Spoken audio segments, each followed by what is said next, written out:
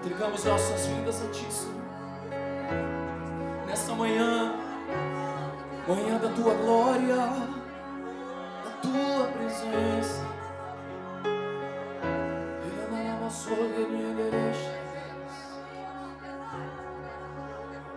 A Tua presença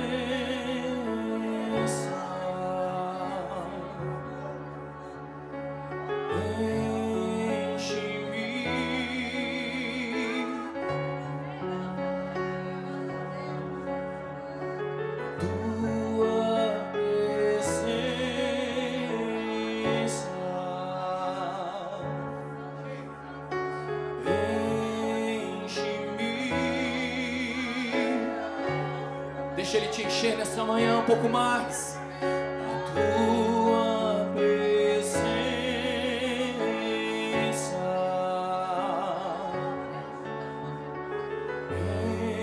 enche-me.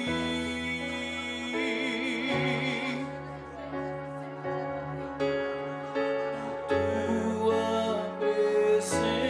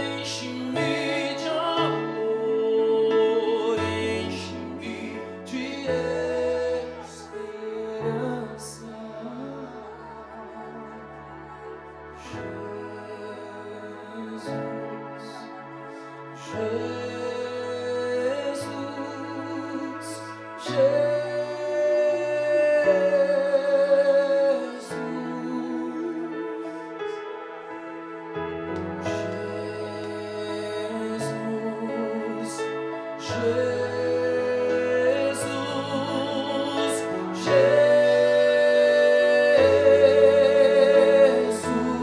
Vamos declarar esse nome, Jesus.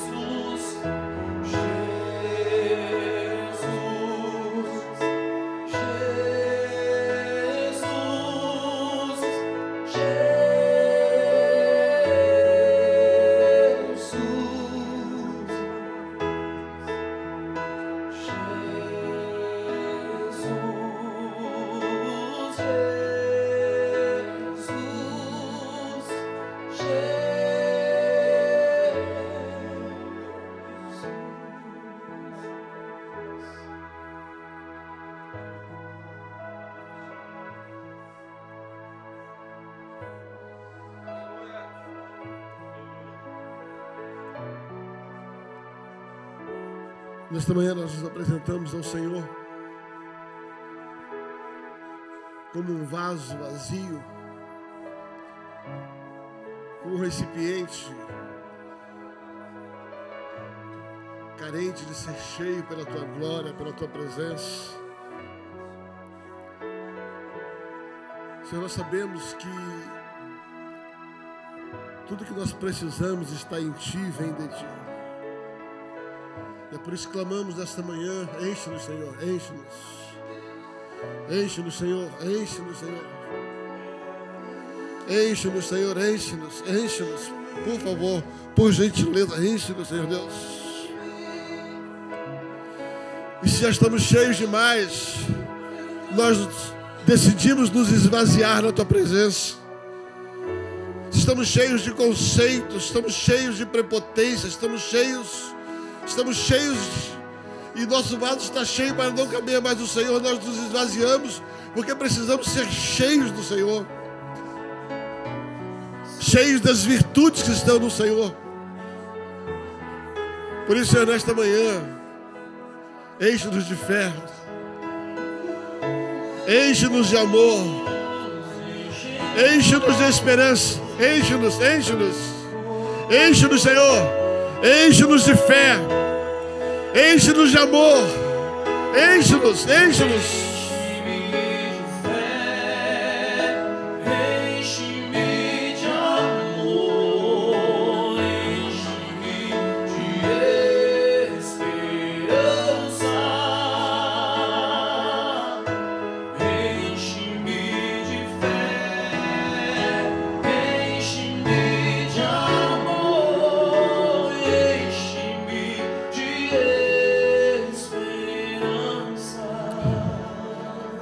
Obrigado, Senhor, porque o Senhor está aqui.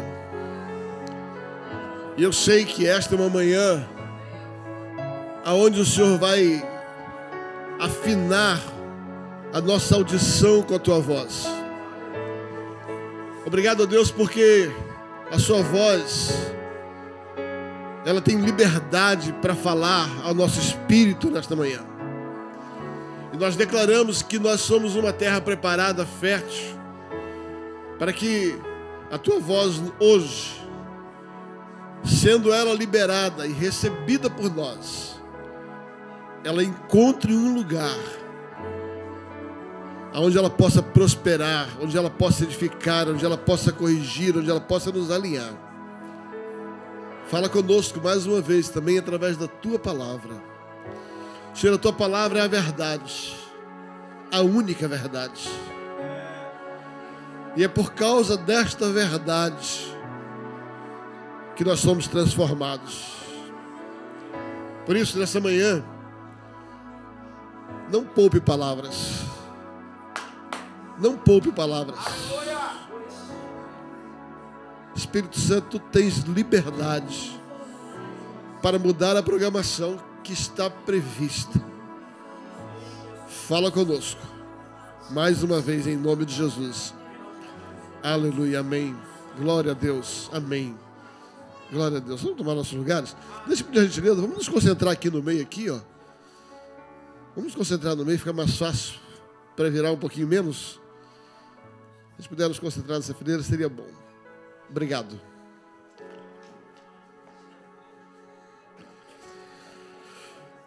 Aleluia.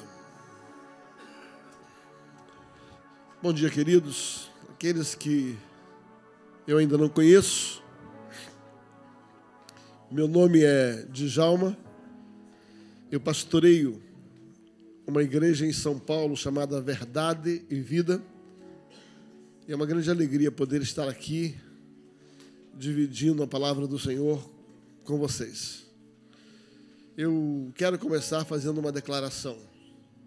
Eu amo ser pastor. Eu tenho orgulho de ser pastor. Por muito tempo, eu acho que a maioria de nós, talvez muitos que eu conheço, assentou no coração que não queria caminhar por esses caminhos.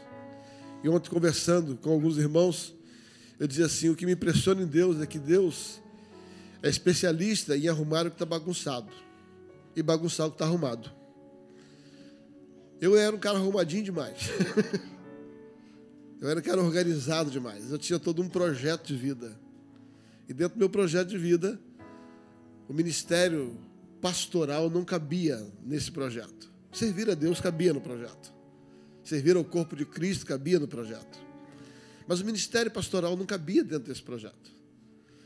E eu sei que a multiforme graça de Deus pode ser manifesta de todos os jeitos possíveis. Eu sabia que, de alguma forma, Deus me usaria numa vertente daquilo que Ele queria, sem necessariamente carregar comigo o cargo de pastor, né? O título, a função, e mesmo esse encargo precioso que é ser pastor. E recusei isso por muito tempo, mas os meus planos não eram os planos do Senhor, os meus caminhos não eram os caminhos do Senhor. E apesar de estar servindo na casa por muitos anos, servindo a Deus por toda a minha vida, eu conversava antes que eu nasci para ser crente, né? Eu nasci para ser crente. Sabe, nem desviar eu conseguia. Eu até tentei e eu não conseguia desviar. Sabe? E eu sabia que, de alguma maneira, Deus tinha um propósito. Eu nunca neguei o meu chamado ministerial para servir a Deus. Mas ser pastor, talvez pela experiência que eu vi meus pastores amados passarem, dando a sua vida, dando o seu sangue, dando o seu trabalho, e sendo tão pouco valorizado, eu acho que aquilo entrou no coração, aquela sementezinha, falou, dá para você servir a Deus sem passar por esse calvário, né? E eu olhava aquela cruz e dizia assim, eu ia pensar demais, eu não quero levar esse trem não, né? Até que eu me rendi ao que Deus queria.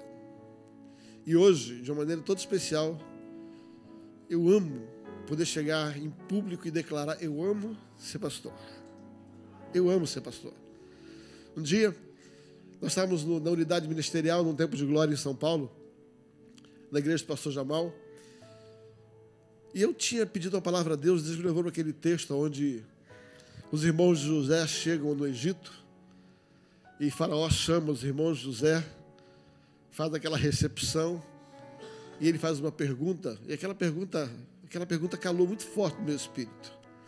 Quando Faraó pergunta, qual é a vossa ocupação?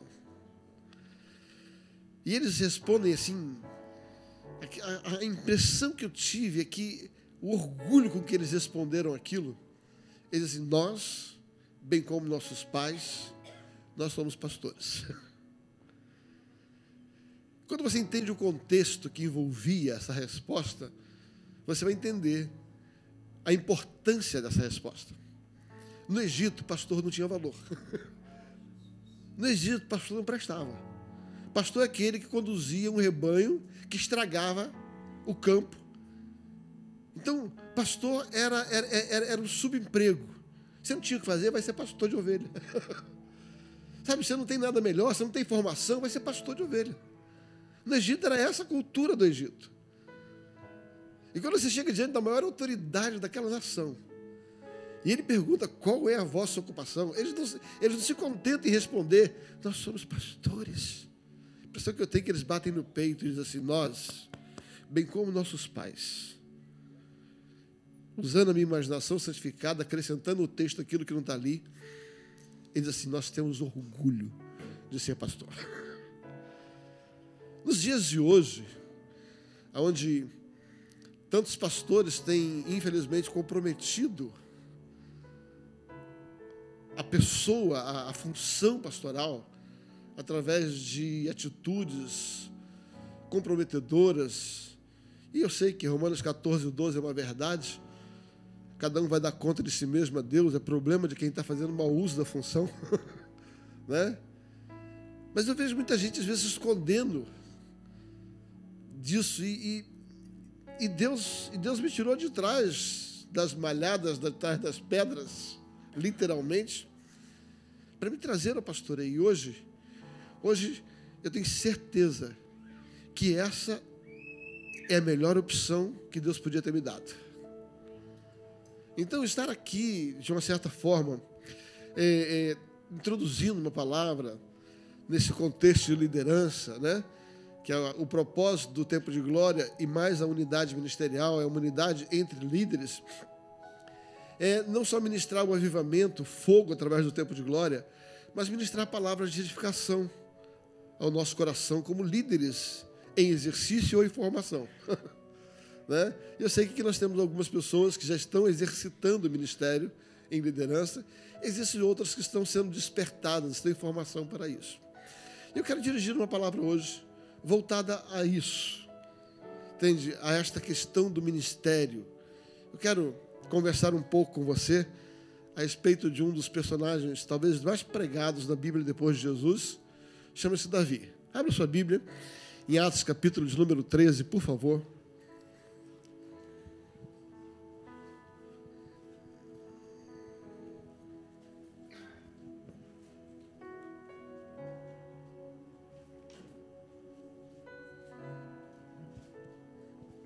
Atos capítulo 13.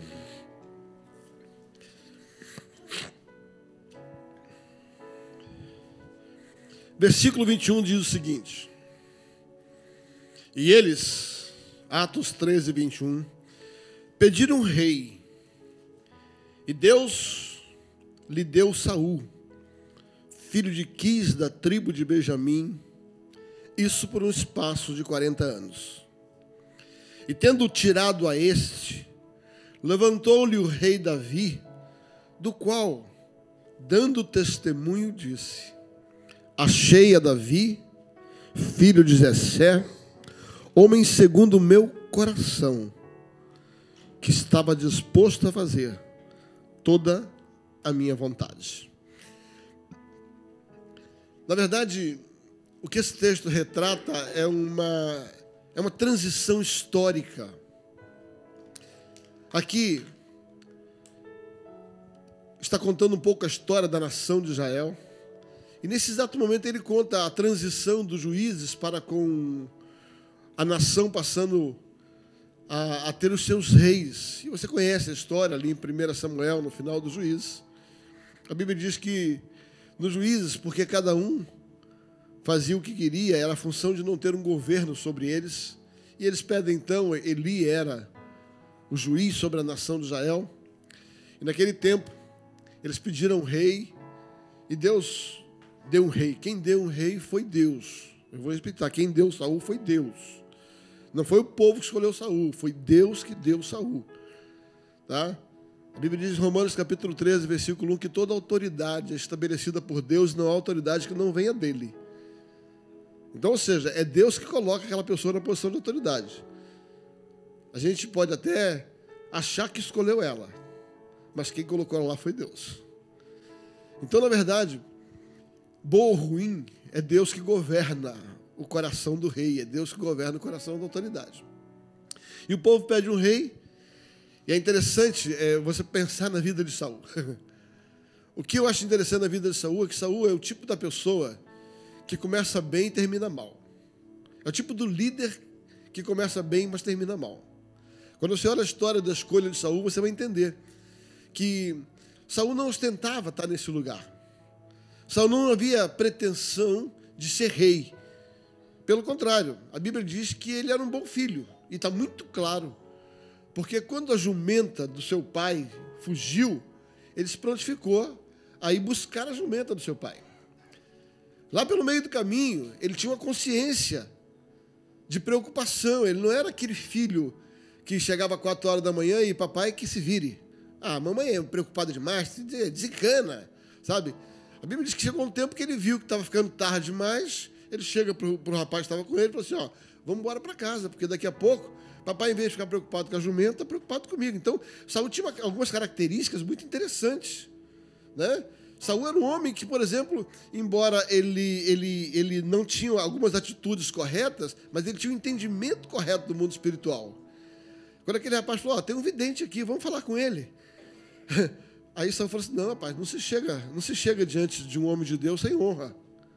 Não se chega diante de um homem de Deus sem honra. Tá? Eu não tenho como honrar esse homem de Deus, eu estou sem nada. Ok que Saul só sabia dar oferta com dinheiro emprestado, né? Saul nunca deu nada dele. Tudo que Saul ofertou era emprestado. Ele pegou as moedas emprestadas para o seu chamado, ofertou os bois que não era dele. Saul nunca ofereceu nada que era dele. Mas ele sabia que pelo menos precisava oferecer. Ele sabia que ele precisava ofertar, não podia chegar de mão vazia. Ele tinha a consciência correta, mas a atitude errada. Mas ele tinha um entendimento espiritual.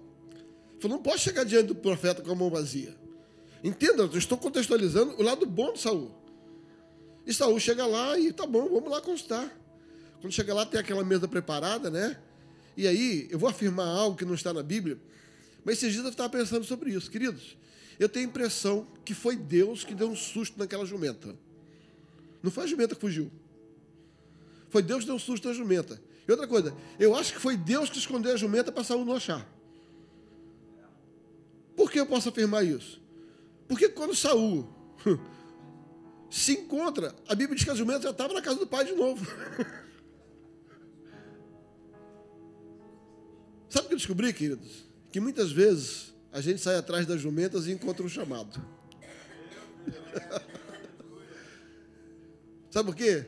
Porque é Deus que bota a gente procurando jumenta para que a gente possa se encontrar com o propósito da nossa existência. E aí Saul foi atrás da jumenta, chega lá e encontra aquele cenário preparado por Deus. E ele olhou naquele momento e falou assim, não dá para entrar nesse caminho aqui não. Não dá para fluir nesse caminho aqui. E Samuel honra ele, fala assim, você vai ser rei. Ele falou, eu não. Querido, olha o lado de Saul. Quem sou eu?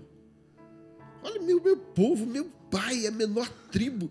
Saul não tinha pretensão, nunca teve pretensão de ser rei. E aí Deus vai, faz com ele melhor do que fez com o Gideão, dá 3 provas para ele. Pá, pá, pá. As 3 provas confirmam. E aí Samuel marca um dia para que ele pudesse ser apresentado como rei. Um homão grande, que a Bíblia diz que o maior homem da nação batia no ombro dele, ele era um gigante. Um homão grande daquele tenta se esconder. Ei, presta atenção. É impossível se esconder de Deus. É impossível se esconder de Deus. Quando Deus mete o dedo, falou assim, é você. Já era.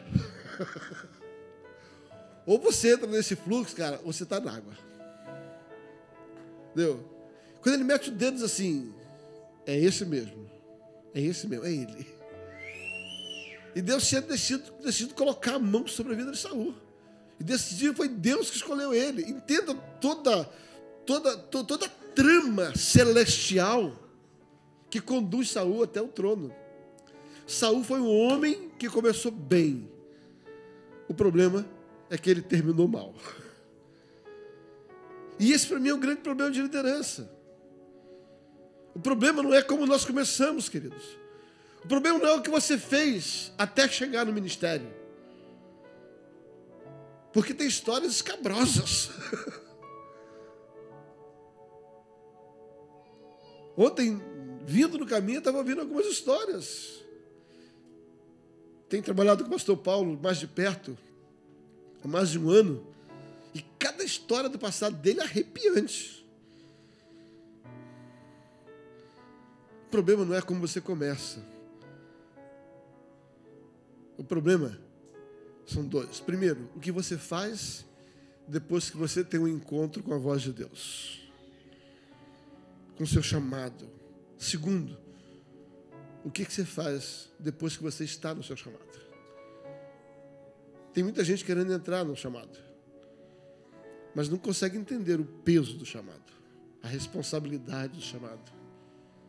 Não consegue entender que estar aqui é mais do que um privilégio, é uma grande responsabilidade.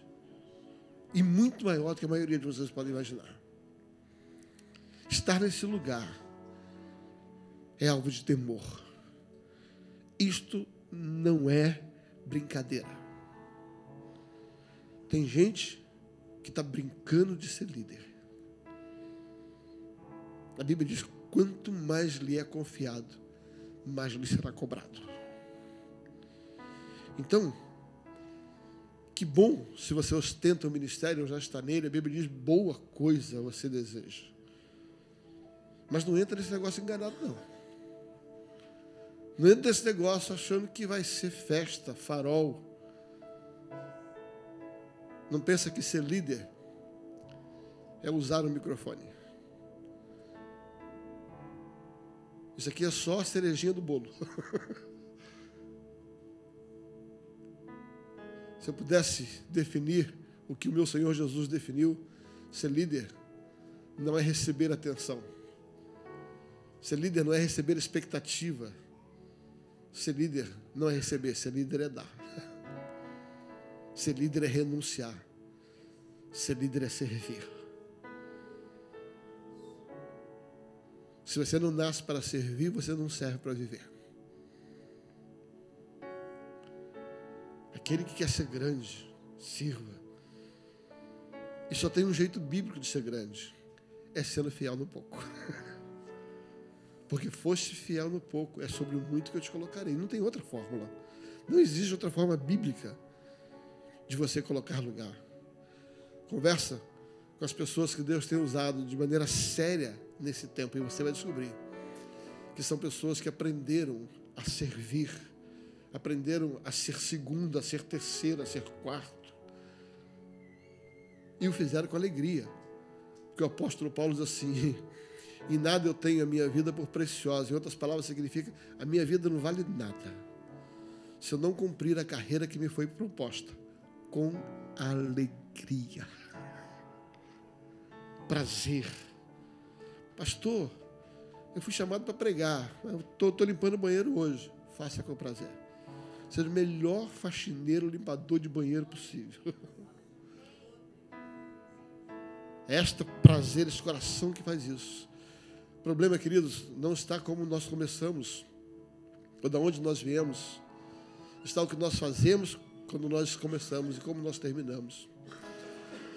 O texto vai reportar, em Atos capítulo 13, que Deus escolheu a Saul e o escolheu por causa dessas características. Mas chegou um ponto em que Saul, ele, pela dissimulação, por não saber transitar na unção, por não saber transitar na autoridade, por não saber lidar com o êxito, porque ele teve muitas vitórias, foi um bom rei por um tempo, mas ele não soube lidar com os erros, ele não soube lidar com o êxito que foi colocado no seu ministério. Querido, o grande problema do ministério não é passar perrengue, não. Passar perrengue é fácil. Eu vou repetir: passar aperto é ruim, mas é fácil. O problema não é quando você faz quando tem falta, o problema é quando você faz quando está sobrando. O problema é quando Deus começa a te colocar num patamar elevado, e a partir daí é a hora que você é provado. Porque enquanto você está carente, você depende só dele, e aí ai Deus, por favor, é só dependência. Agora, a hora que você não precisa mais do dinheiro dele, a hora que você não precisa mais da unção dele, quando você já sabe o suficiente, quando você já é autossuficiente, aí está o nosso problema. E o grande problema de Saul, queridos, não foi enquanto ele não tinha, foi depois que ele obteve. E por causa desse tipo de comportamento, a Bíblia diz que ele foi rejeitado. E ele foi avisado, hein? Ele foi avisado. Deus nunca tira ninguém. E eu tenho outra notícia: Deus nunca tem substituto para você. Deus não escolhe você pensando que você vai errar e já tem um substituto. Quando Deus escolhe você, Ele escolhe você para dar certo.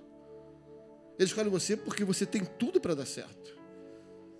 Uma das coisas que Deus me falou na parábola dos talentos é que Deus dá a cada um segundo a sua capacidade. Tudo que você precisa para exercer o chamado que você tem, Ele já te deu.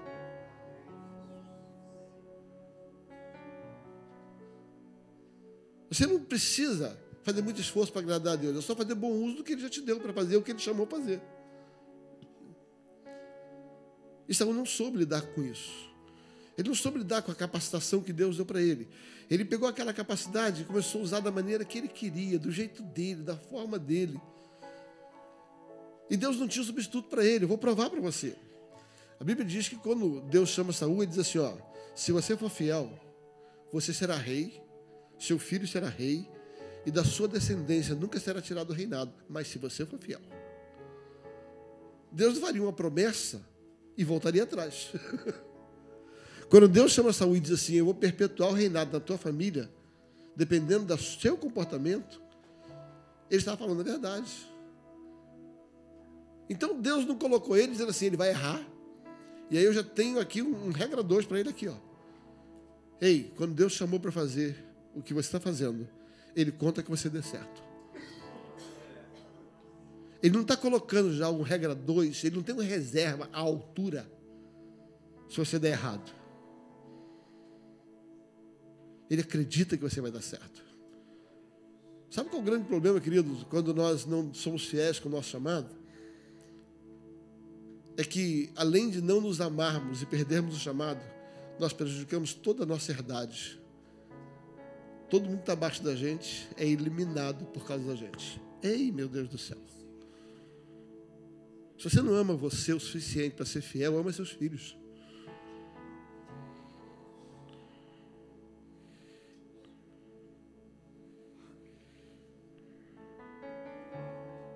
Quando Coré, Datã e Abirão se levantaram contra Moisés, eles não perderam a vida.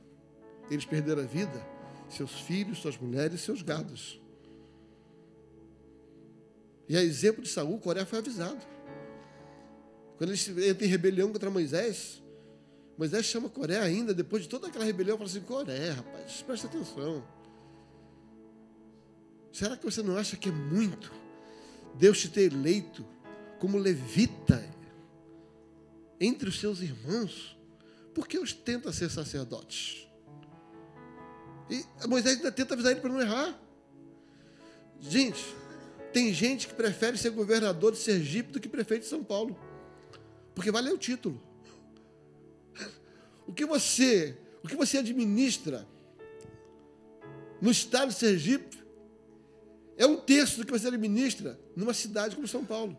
Mas o importante é que agora eu sou governador. Sou sacerdote. E tem gente que nem avisado dá certo.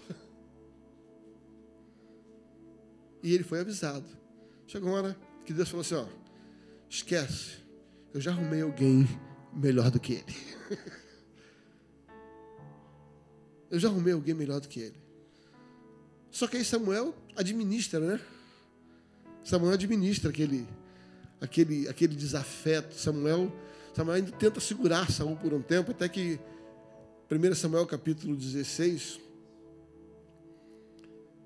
Deus chega para Samuel e fala assim, Samuel, até quando você vai ter pena de Saul, se eu já rejeitei? Ouça, queridos, você que é pastor como eu, existem algumas pessoas que não adianta você segurar, se Deus não quer mais.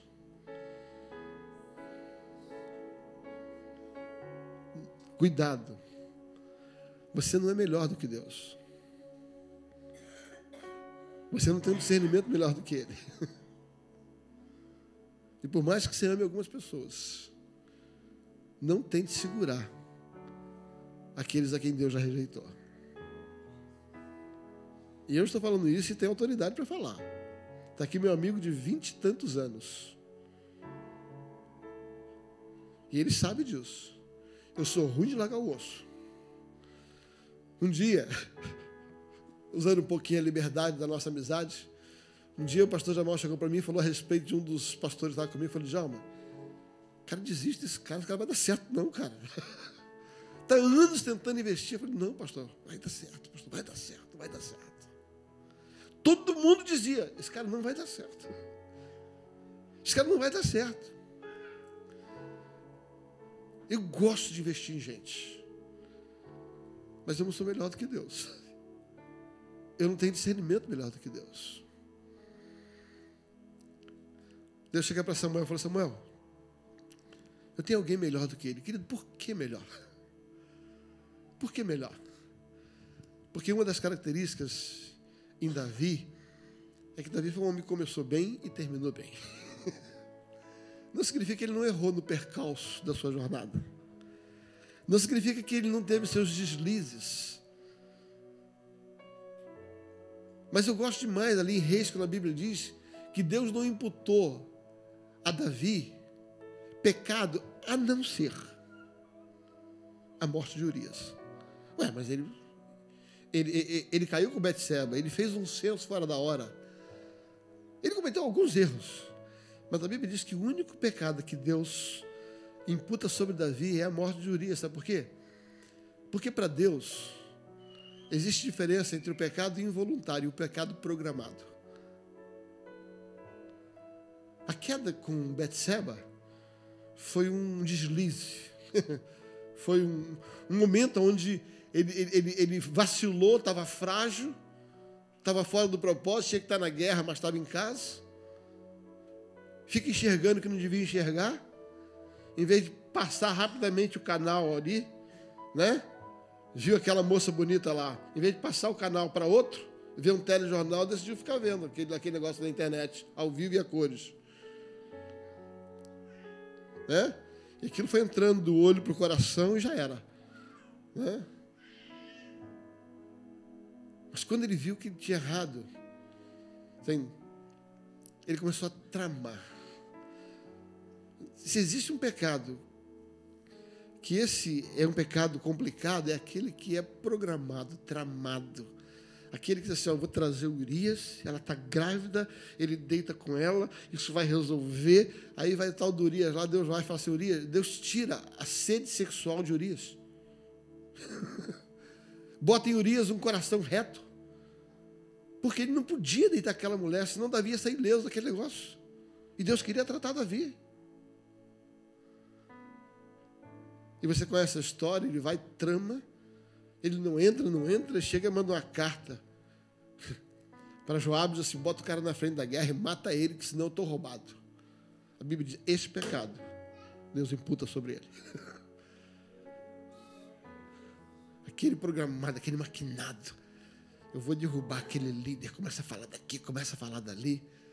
Não é essa atitude involuntária, porque a Bíblia diz: filhinhos, não pequeis, mas se você por acaso, num impulso, num deslize, num erro de percurso, não aguentar a onda e cair, você tem um advogado, Cristo Jesus, e como não foi programado, o arrependimento vem logo, pede perdão, está resolvido, toca a vida e não erra de novo. Né? Davi não foi um homem perfeito, mas uma das características fortes da vida de Davi é que Davi começou bem. Davi é um homem que começou servindo. Saul começou servindo. Saul servia seu pai, Davi servia seu pai. Saul não estava procurando o reino, Davi não estava procurando o reino. Você vê que tem umas características interessantes entre os dois na jornada de começo. Saul estava escondido, Davi estava escondido. Saul estava trabalhando, Davi estava trabalhando. Você vê algumas características muito semelhantes no chamado dos dois. Se você observar, você vai ver que quando Saul é ungido, entra um espírito na vida dele. Quando Davi é ungido, entra um espírito na vida dele. Entende que os dois tinham o mesmo potencial, a mesma promessa e a mesma característica.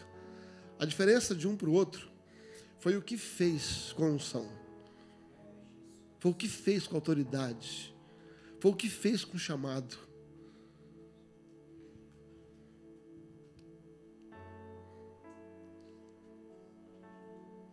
O chamado, a vida, é uma escola. É uma escola. Eu vou pular algumas coisas dessa mensagem, não quero me alongar muito. Mas eu tenho certeza absoluta que se você não aprender a lidar com algumas escolas no ministério, você vai ter dificuldade de permanecer no ministério. Existem algumas coisas que eu chamo escolas ministeriais, que todos nós temos que passar por elas, todos, sem exceção.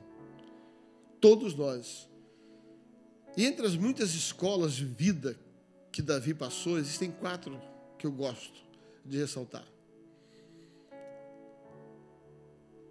4 escolas, 4 relacionamentos. E Deus nos prova muito e nos ensina muito através dos relacionamentos. Davi teve muitos relacionamentos que nós poderíamos extrair princípios de escola de vida, mas esses 4, para mim, eles são marcas de qualquer ministério. Ele teve que conhecer 4 pessoas, aprender a lidar com essas 4 pessoas, que foram 4 escolas de vida para ele.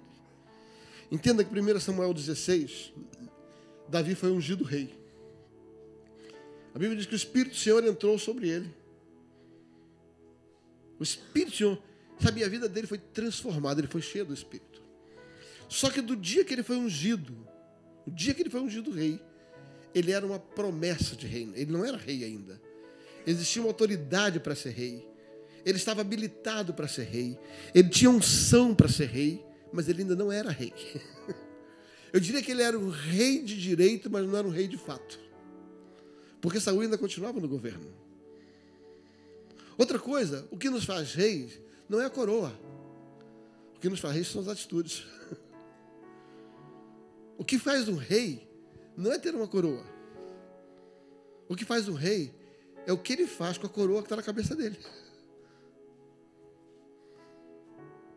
Então ele era um rei em potencial, ungido e habilitado.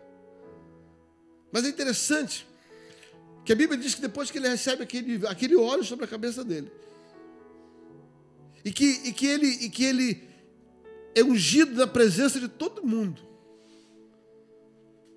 ele não sai de lá, arranca a coroa da cabeça de Saul, chuta Saul do trono e senta. A Bíblia diz que ele sai de lá e volta a fazer o que ele estava fazendo antes. Vai cuidar das ovelhas do pai dele. Sabe por quê? Porque é só fidelidade no pouco que te coloca no muito.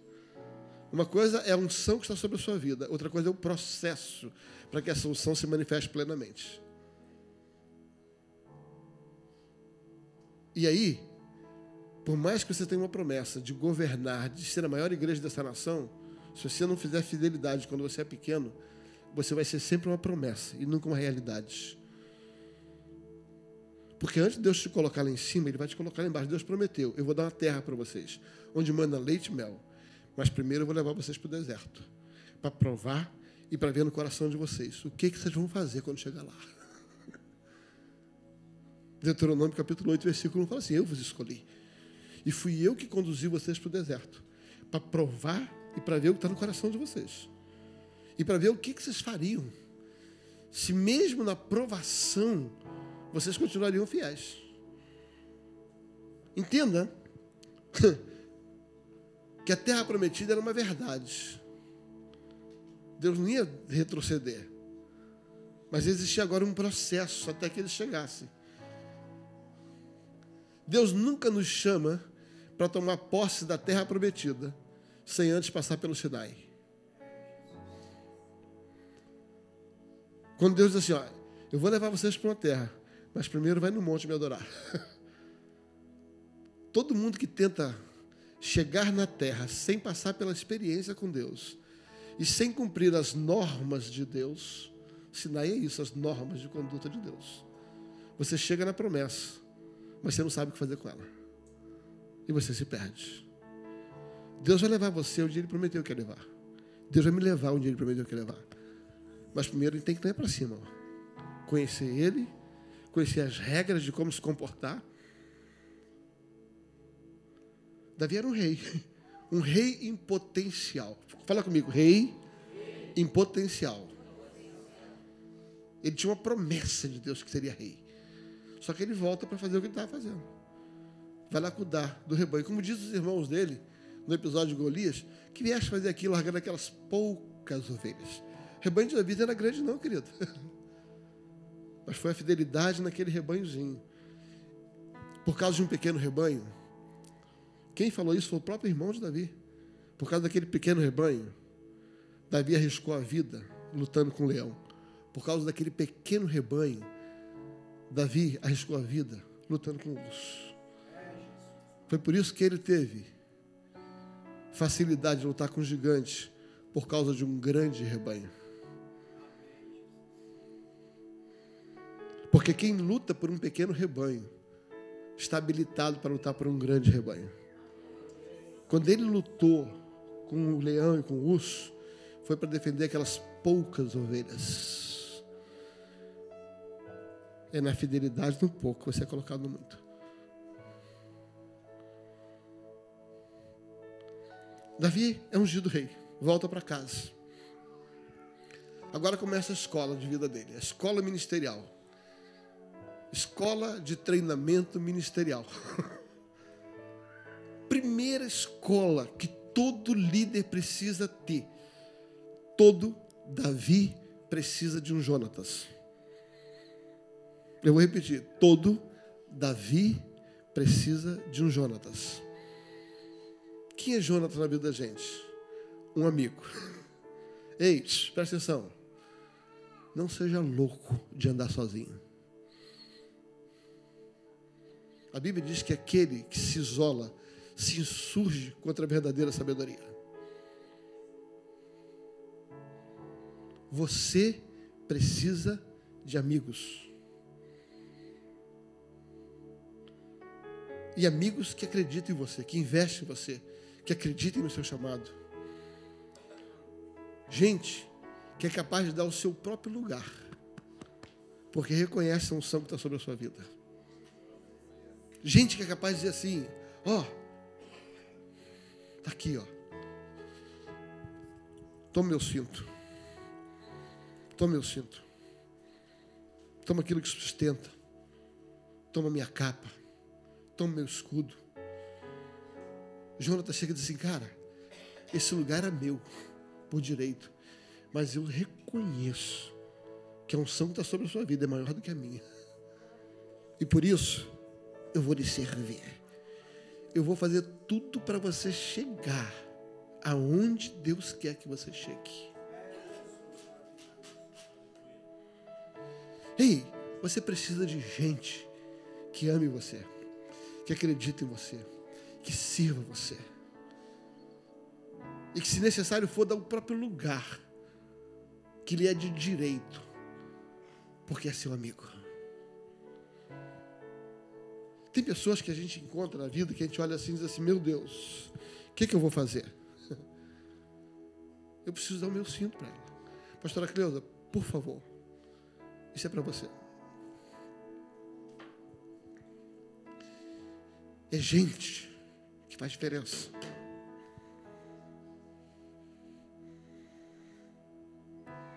Eu gosto mais daquela experiência de Eliseu seguindo a Elias, e ele chega e diz assim, eu vou te deixar, cara, não vou te deixar, eu vou te servir.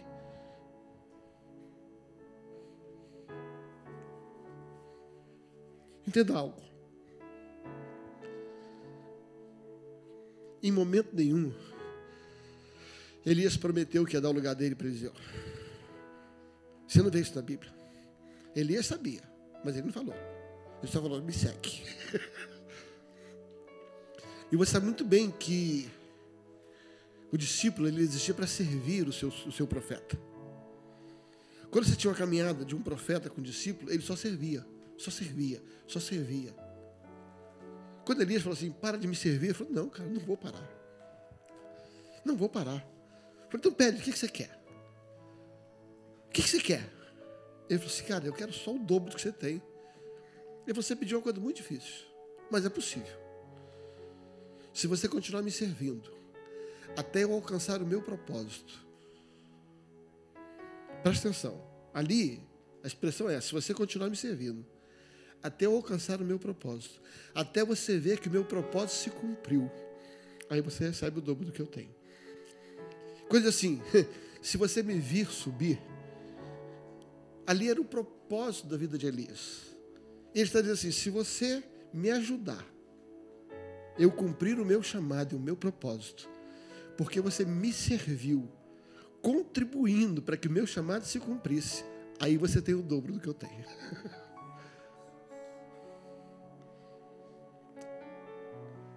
Você precisa de pessoas que acreditem em você. Amigos. Gente que vale a pena você dar o seu lugar. Gente que vale a pena você ser o segundo, terceiro. Todos nós precisamos de amigos. Só que nós fomos feridos no passado. Nós acreditamos em pessoas que nos feriram, servimos pessoas que nos traíram. E a gente senta no coração e fala assim, nunca mais. Ei, pensa numa atitude tola. Pensa numa atitude tola. Por causa de uma má experiência, de alguém que você serviu e não te valorizou. Você vai jogar fora um princípio, uma verdade. Ei, levanta a cabeça, cara. Aquela pessoa que te traiu, ela vai ter que dar conta diante de Deus. Agora, não é por causa disso que você vai fechar as portas de pessoas que Deus coloca na tua vida para te ajudar e para te servir. Não, por favor, não rejeite amigos.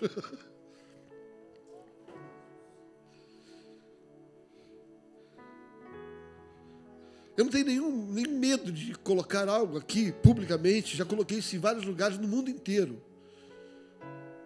Eu tenho um amigo, pastor Marcelo Jamal, meu amigo há 22 anos. Os piores momentos da minha vida, ele estava presente. Os mais difíceis momentos, familiares, pessoais, ministeriais. E quem está contigo na luta, vai estar contigo no êxito. Amigos, obrigado pela tua amizade, Marcelo. Amigo, Jonatas. Todo mundo precisa de um Jonatas, mas a minha pergunta é, de quem você é Jonatas? Ter alguém que te sirva é muito bom, mas de quem você decidiu servir? Para quem você entregaria o seu lugar? Para quem você abriria a mão daquilo que você crê que de direito lhe pertence por causa da unção? Primeira escola no ministério é: não ande sozinho. Você precisa de um Jonatas, você precisa de alguém que acredite em você, você precisa de alguém que investe em você, você acredita em alguém que defenda você, que te apoie. Segunda escola, para que você possa governar, para que você possa ser rei. Todo Davi precisa de um Samuel. Todo Davi precisa de um Samuel. Que você não pode seguir o ministério sem referências. Você não pode seguir o ministério sem pessoas que te inspiram. Sem pessoas que abrem a boca e te edificam. Pessoas que a sua história de fidelidade em Deus são um legado para você acompanhar, não para você invejar. Samuel era uma referência. Samuel era uma inspiração. Samuel foi aquele que despertou o chamado na vida de Davi. A Bíblia diz que quando ele encontrou a Davi, ele pegou um azeite e ele lançou sobre a vida de Davi. E a Bíblia diz que daquele dia em diante, o Espírito do Senhor se apoderou dele. Samuel são aqueles que despertam a gente uma convicção de chamado. São aqueles que colocam na nossa vida uma inspiração. São aqueles que deixam, nos piores momentos, a gente acreditar que ainda vale a pena ser pastor. São pessoas que a sua história de vida é um legado. Você precisa de um Samuel. Quem é a sua referência? Quem te inspira? Quem desperta em você a paixão? Quem faz você continuar acreditando que a coisa vai dar certo? Pastor Paulo, você é um Samuel na minha vida.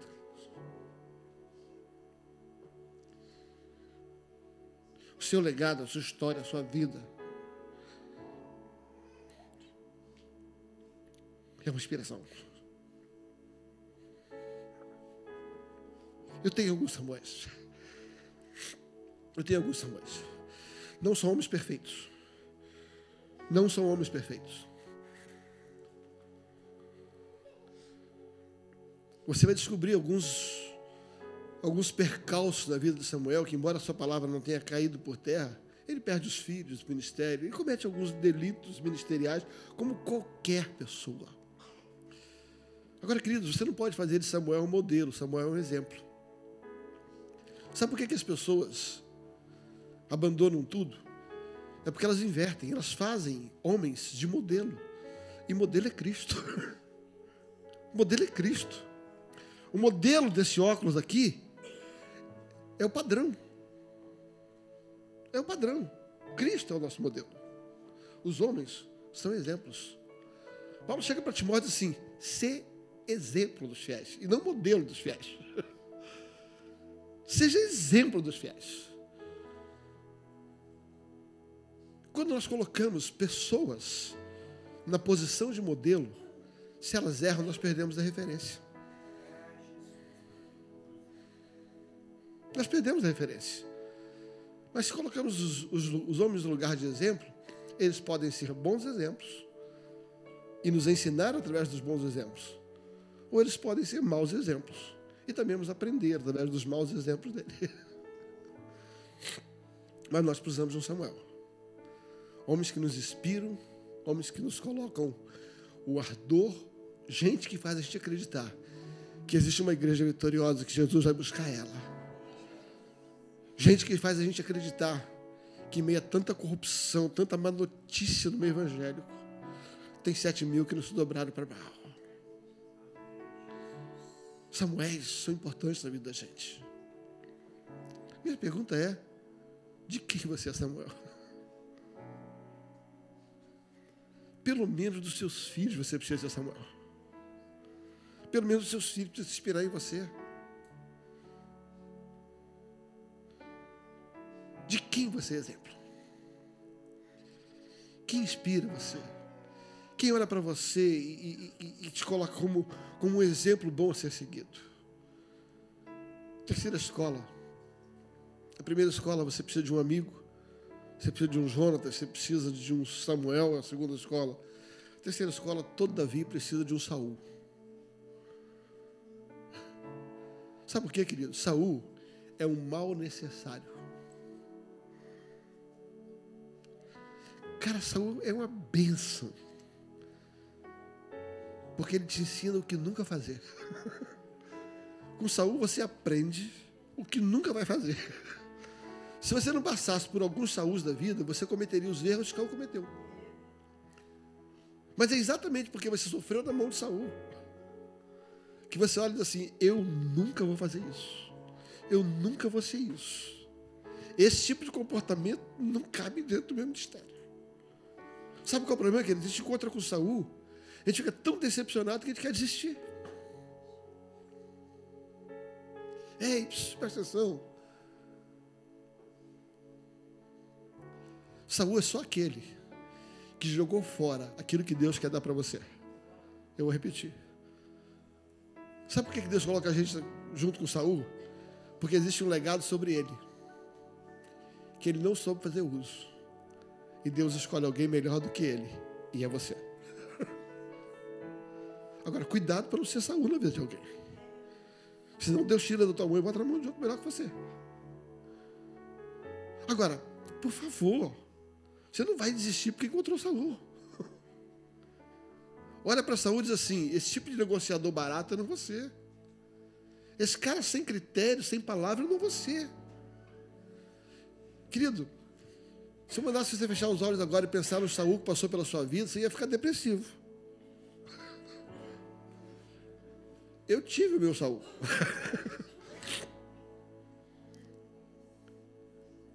Um dia falando sobre isso, me veio uma palavra no Espírito. Cada um tem o Saul que precisa.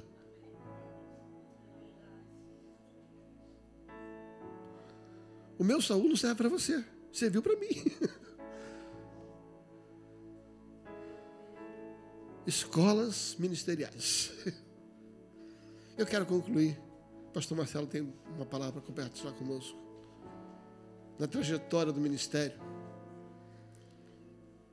todo Davi precisa encontrar o seu Golias. Todo Davi precisa encontrar o seu Golias. Quem é Golias? Golias é aquele que diz assim: você não me vence. Você não pode comigo. Golias é aquilo que diz assim: você não consegue me vencer. Golias pode ser o nosso orgulho, a nossa prepotência, o nosso temperamento. Pode ser aquele pecadinho que a gente não consegue deixar de jeito nenhum. Pode ser aquele desatino que você carrega como se fosse um pecadinho de estimação, que Deus vai tolerar ele. Você nunca vai chegar no lugar de rei se você não vencer isso. A Bíblia diz que aquele de quem você é vencido, esse passa a ser Senhor da sua vida. Aquilo que te vence, isso te faz escravo dele. E rei não é escravo de ninguém. Rei não é escravo de temperamento. Rei não é escravo de internet. Rei não é escravo de mau humor. Rei não é escravo de dinheiro. Mas pastor, eu estou no aperto há tanto tempo. Sabe por quê, querido? Aí por isso que você não anda. Tudo que tem poder para te mover, tem poder para te parar. Tudo que te para é porque tem força motriz para te mover. Se você está parado porque não tem dinheiro, é porque você só anda se tiver ele.